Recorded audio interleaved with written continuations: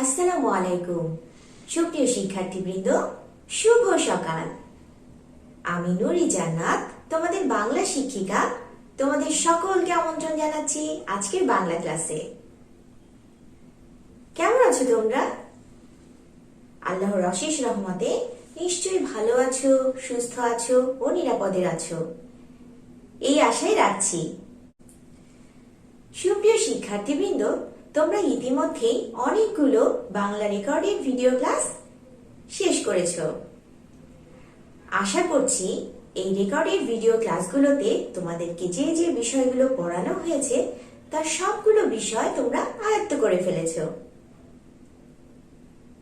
প্রিয় শিক্ষার্থীবৃন্দ, তোমরা গত ক্লাসে কি পড়েছিলে মনে আছে?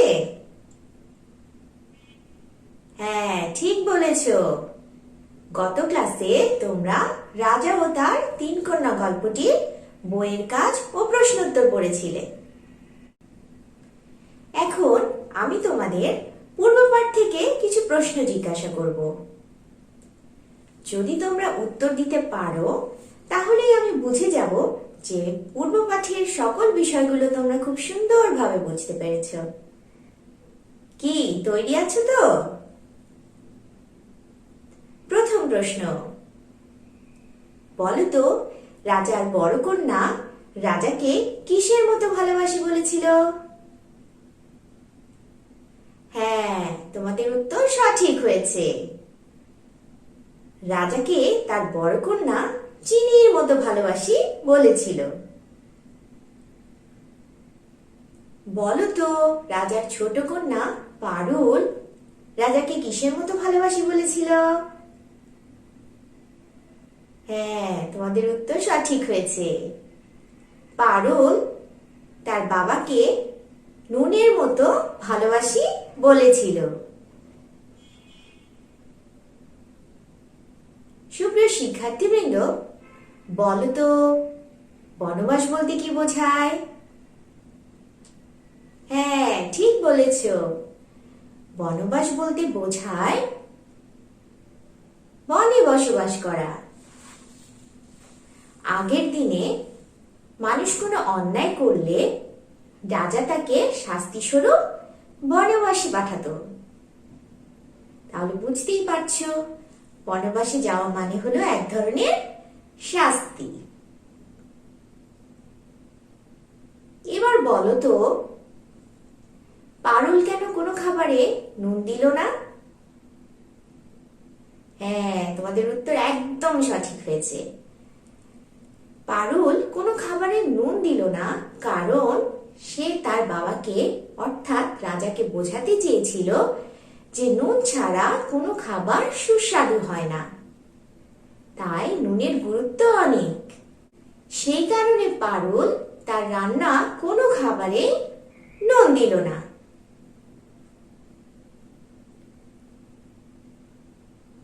সুপ্রিয় শিক্ষার্থীবৃন্দ, বলো তো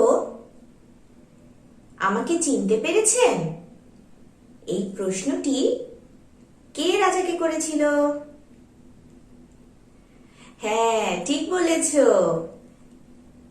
আমাকে চিনতে পেরেছেন এই প্রশ্নটি রাজাকে তার ছোট কন্যা পারুল করেছিল যখন তার সঙ্গে বনে রাজার দেখা হয়েছিল, তাই না? তোমাদের সকল প্রশ্নের উত্তরগুলো পেয়ে আমি খুবই খুশি। আমি বুঝতে পেরেছি যে গত ক্লাসের সকল পড়া তোমরা খুব সুন্দরভাবে আয়ত্ত করেছো।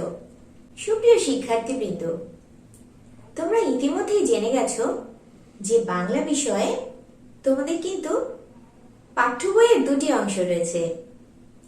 একটি হচ্ছে আমার বাংলা বইয়ের গদ্য ও পদ্য এবং ব্যাকরণ অংশ। ব্যাকরণ অংশ থেকে আজকে তোমাদের একটি গুরুত্বপূর্ণ বিষয় নিয়ে আমি আলোচনা করব, আর সেই গুরুত্বপূর্ণ বিষয়টি হচ্ছে এক কথায় প্রকাশ বা বাক্য সংকোচন। সুপ্রিয় শিক্ষার্থীবৃন্দ, বাংলা ভাষায় লেখা ও বলার ক্ষেত্রে কিন্তু এক কথায় প্রকাশের গুরুত্ব অপরিসীম। বাক্যকে শ্রুতিমধুর করা, সহজ সরল সুন্দরভাবে প্রকাশ করা, এই ক্ষেত্রে কিন্তু বাক্য সংকোচন বা এক কথায় প্রকাশের গুরুত্ব অপরিসীম। তাহলে চলো আজকের ক্লাসটি শুরু করা যাক। সুপ্রিয় শিক্ষার্থীবৃন্দ, প্রত্যেকেই শ্রেণীর কাজ কপিটি খুলবে এবং আজকের শ্রেণীর কাজ নম্বর ৮ স্পষ্ট অক্ষরে কপিতে লিখবে। এবার চলো জেনে নেওয়া যাক আজকের পাঠের বিষয়। আজকের পাঠের বিষয় এক কথায় প্রকাশ বা বাক্য সংকোচন এবং পৃষ্ঠা নং ৫৮। প্রত্যেকেই ব্যাকরণ বইয়ের পৃষ্ঠা নং ৫৮তে এক কথায় প্রকাশের অধ্যায়টি পেয়ে যাবে। সুপ্রিয় শিক্ষার্থীবৃন্দ, ক্লাসের শুরুতেই আমরা জেনে নেব আজকের শিখন ফল, অর্থাৎ আজকের ক্লাসে আমরা কি কি শিখব। চলো দেখে নেওয়া যাক। আজকের ক্লাসে আমরা বাক্য সংকোচন বা এক কথায় প্রকাশ কি, এর অর্থ কি এবং এটি ব্যবহারের প্রয়োজনীয়তা সম্পর্কে আমরা জানব।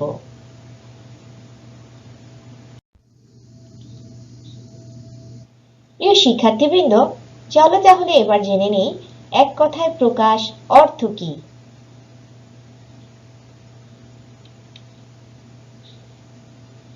এক কথায় প্রকাশ অর্থ হলো বাক্যকে ছোট বা সংক্ষেপ করা।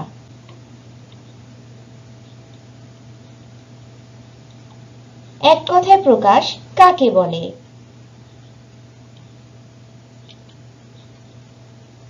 সংক্ষেপে মনের ভাব প্রকাশের লক্ষ্যে যখন কতগুলো শব্দ বা পদকে এক পদে প্রকাশ করা হয় তখন তাকে বাক্য সংকোচন বা এক কথায় প্রকাশ বলে। যেমন যার সীমা নেই, এক কথায় প্রকাশে আমরা বলতে পারি অসীম। আর অসীম কথাটি যার সীমা নেই এরকম কিছুরই প্রকাশ করছে। আশা করি তোমরা বুঝতে পেরেছ। সুপ্রিয় শিক্ষার্থীবৃন্দ, ক্লাসের এ পর্যায়ে আমরা জেনে নেব এক কথায় প্রকাশ কেন ব্যবহার করা হয়।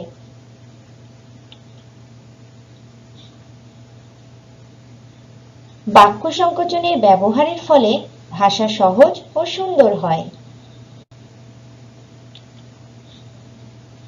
ভাষা শ্রুতিমধুর হয়। এটির ব্যবহারের ফলে ভাষা বলা ও লেখার সময় কম লাগে। অল্প কথায় মনের ভাব প্রকাশ করা যায়। সুপ্রিয় শিক্ষার্থীবৃন্দ, তোমরা ইতিমধ্যেই জেনে গেছো যে এক কথায় প্রকাশ কেন ব্যবহার করা হয়। এখন চলো আমরা একটি গল্প পড়ি। সুপ্রিয় শিক্ষার্থীবৃন্দ, ক্লাসের এ পর্যায়ে চলো আমরা একটি গল্প পড়ি।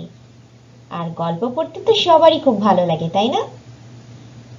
তাহলে চলো গল্পটি পড়া শুরু করি। একজন যিনি কৃষি কাজ করেন, তিনি যেখানে লোকজন নেই তেমন একটি জায়গায় গাছের নিচে বসে অপেক্ষা করছিলেন খাবার যোগ্য এমন কিছুর জন্য। ঠিক সেই সময় তার বিদ্যা আছে যার তার সাথে দেখা হলো। লোকটি কোথায় থাকেন এটি জানবার ইচ্ছা প্রকাশ করলেন। লোকটি জানালেন তিনি বিদেশে থাকেন, এই এলাকায় বেড়াতে এসেছেন। কিছু সময়ের মধ্যেই যিনি কৃষি কাজ করেন তার জন্য খাবার যোগ্য কিছু এসে গেল। যিনি কৃষি কাজ করেন তিনি লোকটিকে খাবার খাওয়ার জন্য অনুরোধ করলেন, কিন্তু লোকটি তাকে ধন্যবাদ জানিয়ে বিদায় নিলেন। সুপ্রিয় শিক্ষার্থীবৃন্দ, গল্পটি তোমাদের কেমন লাগলো?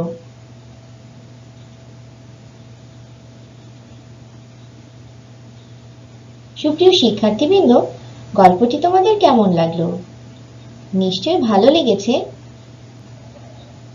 বলতো এই গল্পটিতে কোন জিনিসটা বারবার এসেছে, বা গল্পটি কি শ্রুতিমধুর ছিল?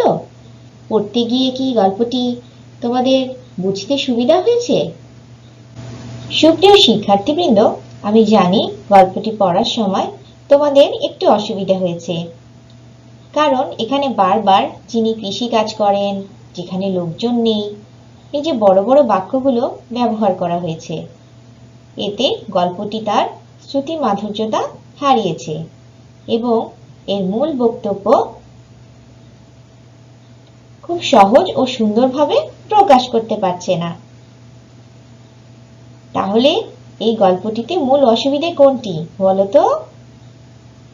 হ্যাঁ সুপ্রিয় শিক্ষার্থীবৃন্দ, মূল অসুবিধা হলো এই গল্পটিতে এক কথায় প্রকাশের ব্যবহার করা হয়নি। তাহলে চলো প্রিয় শিক্ষার্থীবৃন্দ, এক কথায় প্রকাশের ব্যবহার করে গল্পটি কেমন শোনা যায় সেটি আমরা দেখে নেই।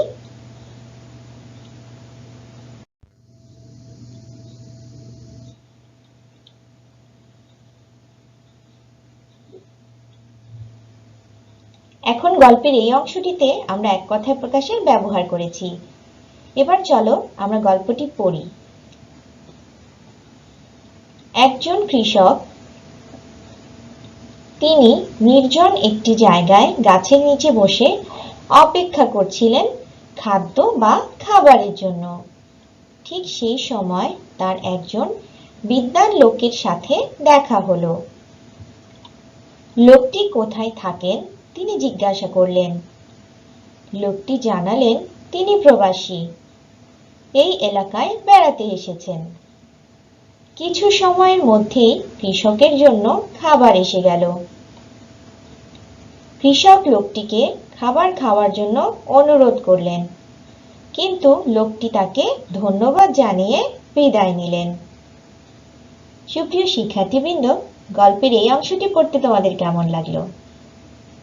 নিশ্চয়ই ভালো লেগেছে, কারণ এক কথায় প্রকাশের ব্যবহারের কারণে এই গল্পটি তার শ্রুতিমাধুরতা ফিরে পেয়েছে এবং এর মূল বক্তব্য খুব সহজ ও সুন্দরভাবে প্রকাশ করতে সক্ষম হয়েছে।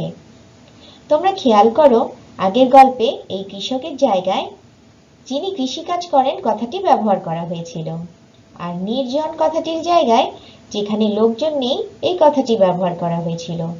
তাতে করে গল্পটি যেমন পড়তে অসুবিধে হয়েছে, তেমন গল্পটির মূল বক্তব্য বুঝতেও অসুবিধা হয়েছে।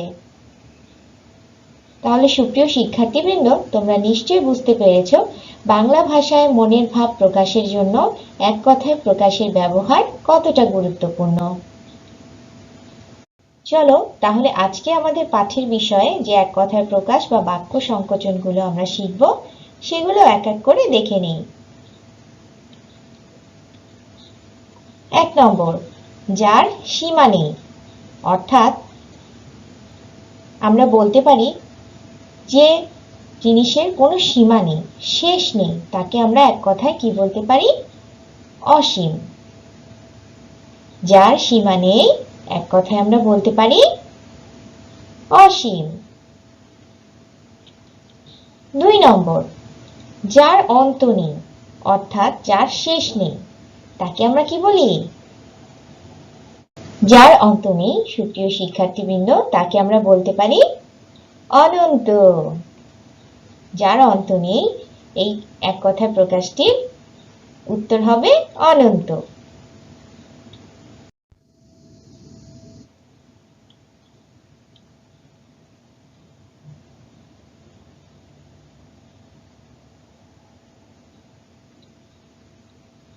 তিন নম্বর যে এক কথায় প্রকাশটি রয়েছে সেটি হচ্ছে জয় করবার ইচ্ছা। আর জয় করবার ইচ্ছা এক কথায় প্রকাশটিতে আর উত্তর হবে জিজ্ঞাসা। যার জয় করার ইচ্ছা থাকে সেই ইচ্ছাটাকে আমরা কিভাবে প্রকাশ করতে পারি এক কথায়?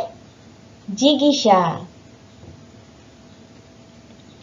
4 নম্বর, জানবার ইচ্ছা। অর্থাৎ মানুষের অনেক কিছু জানার ইচ্ছা থাকে, আর সেই জানার ইচ্ছাটা আমাদের কি বলতো এক কথায়? হ্যাঁ, জিজ্ঞাসা। আমরা কোনো কিছু জানার ইচ্ছা প্রকাশ করলে সেটি জিজ্ঞাসা করি, তাই না প্রিয় শিক্ষার্থীবৃন্দ? 5 নম্বর, খাবার ইচ্ছা। আমরা যখন খাবার ইচ্ছা প্রকাশ করি তখন আমরা কি বলি বলো তো? আমাদের ক্ষুধা লেগেছে, আমরা খাবার খেতে চাই, তাই না? হ্যাঁ সুপ্রিয় শিক্ষার্থীবৃন্দ, তাহলে খাবার ইচ্ছাকে আমরা এক কথায় প্রকাশ করতে পারি ক্ষুধা। ক্ষুধা, আশা করি বুঝতে পেরেছো। এবার চলো 6 নম্বর এক কথায় প্রকাশটি দেখে নিই। খাবার যোগ্য। সুপ্রিয় শিক্ষার্থীবৃন্দ, আমাদের যখন ক্ষুধা লাগে তখন আমরা খাবার খুঁজি, তাই না? খাবার যোগ্য কোনো বস্তু বা জিনিসকে খুঁজি যেটা আমরা খেতে পারি। আর খাবার যোগ্য সেই জিনিসটি হচ্ছে কি? খাদ্য। খাবার যোগ্য এর এক কথায় প্রকাশ হচ্ছে খাদ্য।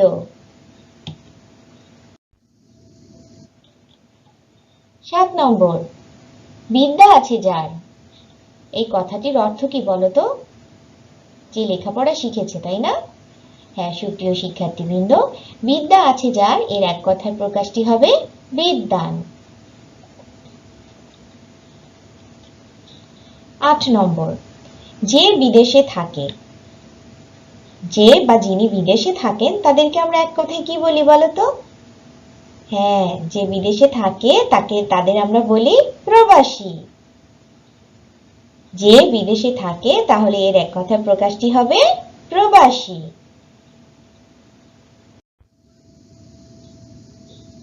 9 নম্বর, সাহস আছে যার। বলতো, যাদের সাহস আছে, যারা নির্ভীক, তাদেরকে আমরা কি বলি? সাহসী। হ্যাঁ সুপ্রিয় শিক্ষার্থীবৃন্দ, তাহলে সাহস আছে যার এর এক কথায় প্রকাশটি হবে সাহসী। 10 নম্বর, উপকারীর উপকার স্বীকার করে যে। সুপ্রিয় শিক্ষার্থীবৃন্দ, অনেকেই আছে যে কেউ বিপদে পড়লে তার উপকারে এগিয়ে আসে, আর সেই উপকারীর উপকার স্বীকার করাকে বলা হয় এক কথায় কি বলতো? হ্যাঁ সুপ্রিয় শিক্ষার্থীবৃন্দ, বলা হয় কৃতজ্ঞ। তাহলে আমরা উপকারীর উপকার স্বীকার করে যে এর এক কথায় প্রকাশ বলতে পারি কৃতজ্ঞ। 11 নম্বর, উপকারীর উপকার স্বীকার করে না যে। এর এক কথায় প্রকাশটি আমরা বলতে পারি কি বলতো? অকৃতজ্ঞ। এই সমাজে অনেক অকৃতজ্ঞ মানুষ আছে যারা উপকার করার পরে আর মনে রাখে না, সেই উপকারীর কথা তো মনেই রাখে না, আর তাই তাদেরকে এক কথায় বলা যায় অকৃতজ্ঞ। উপকারীর উপকার স্বীকার করে না যে অকৃতজ্ঞ।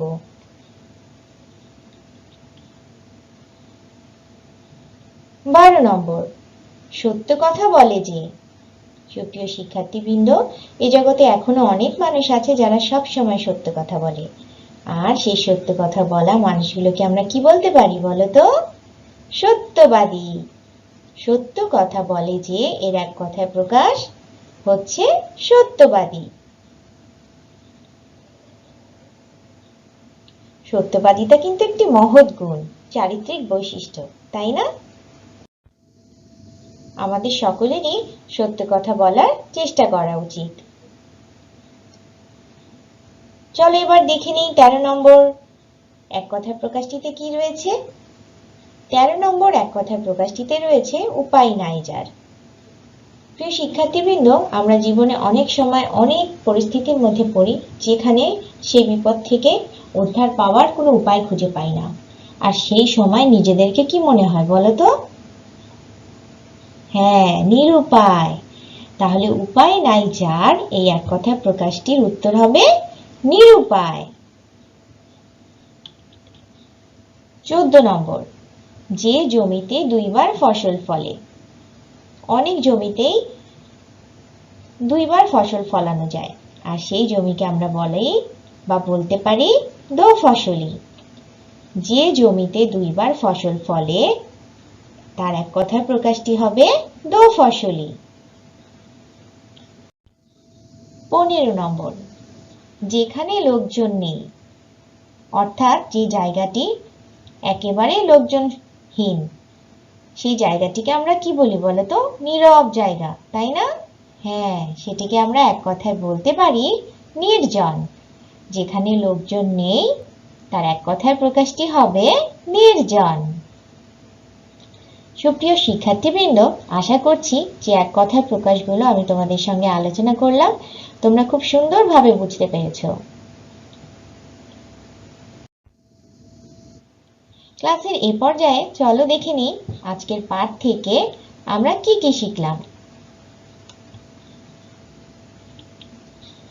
আজকের পাঠ থেকে আমরা শিখেছি এক কথায় প্রকাশ কি, এর অর্থ এবং এক কথায় প্রকাশ ব্যবহারের প্রয়োজনীয়তা এবং এর সম্পর্কে আমরা জানতেও পেরেছি। আশা করছি যে বিষয়গুলো নিয়ে আমি তোমাদের সঙ্গে আলোচনা করলাম তা তোমরা সম্পূর্ণভাবে আয়ত্ত করতে পেরেছো। তোমাদের কোথাও কোনো অসুবিধে নেই। ক্লাসের এ পর্যায়ে প্রিয় শিক্ষার্থীবৃন্দ, চলো দেখে নেওয়া যাক আজকের বাড়ির কাজ। আজকের বাড়ির কাজ নম্বর 5। এক কথায় প্রকাশ খাদ্য থেকে নির্জন লিখবে। সুপ্রিয় শিক্ষার্থীবৃন্দ, তোমরা খেয়াল করবে যে আজকের বাড়ির কাজ এক কথায় প্রকাশ খাদ্য থেকে নির্জন পর্যন্ত লিখতে হবে এবং বাড়ির কাজ নম্বর 5 অবশ্যই স্পষ্ট অক্ষরে বাড়ির কাজ কপিতে উল্লেখ করবে। আশা করছি বাড়ির কাজটি তোমরা সম্পূর্ণভাবে বুঝতে পেরেছো আর বাড়ির কাজ করতেও তোমাদের কোনো অসুবিধা হবে না।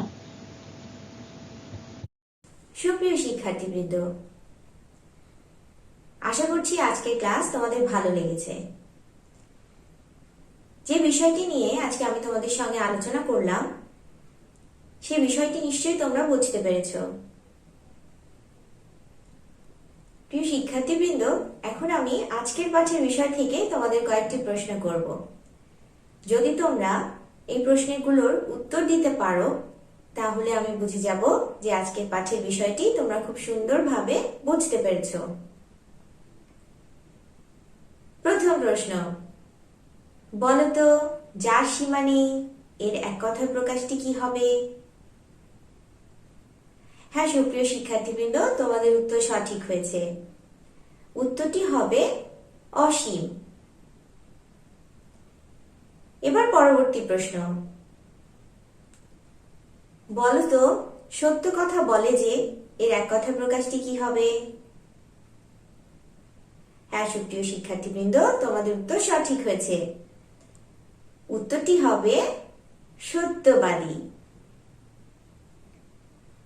এবার বলতো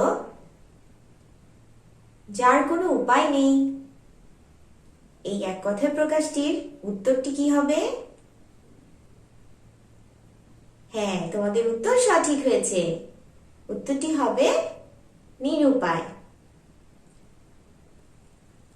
এবার বলতো জানবার ইচ্ছা এই এক কথায় প্রকাশটির উত্তর কি হবে? হ্যাঁ তোমাদের উত্তর সঠিক হয়েছে। উত্তরটি হবে জিজ্ঞাসা। এবার বলতো যে জমিতে দুইবার ফসল ফলে এই এক কথায় প্রকাশটির উত্তরটি কি হবে? হ্যাঁ ঠিক বলেছ, উত্তরটি হবে দো ফসলি। এবার বলতো যেখানে লোকজন নেই এই এক কথায় প্রকাশটির উত্তর কি হবে? হ্যাঁ সুপ্রিয় শিক্ষার্থীবৃন্দ, তোমাদের উত্তর সঠিক হয়েছে। এর উত্তরটি হবে নির্জন। তোমাদের সকলের উত্তরগুলো শুনে আমার মন খুশিতে ভরে উঠেছে। আমি যে কষ্টটা তোমাদের জন্য করেছি বা যে আলোচনা তোমাদের জন্য করেছি আজকে, তোমরা সেই বিষয়টি খুব সুন্দরভাবে আয়ত্ত করে ফেলেছো। আর এক কথায় প্রকাশ পড়ার সময় আরেকটি গুরুত্বপূর্ণ বিষয়, সেটি হচ্ছে এর বানানগুলো। এর বানানগুলো তোমরা বাড়িতে মনোযোগ সহকারে অনুশীলন করবে, কারণ এক কথায় প্রকাশ লেখার সময় যদি বানান ভুল হয় সেক্ষেত্রে কিন্তু কোনো নম্বর পাবে না। সেজন্যই সুপ্রিয় শিক্ষার্থীবৃন্দ, এক কথায় প্রকাশ পড়ার সময় তোমরা বানানের ব্যাপারে যত্নশীল হবে। সুপ্রিয় শিক্ষার্থীবৃন্দ, আজ আর নয়,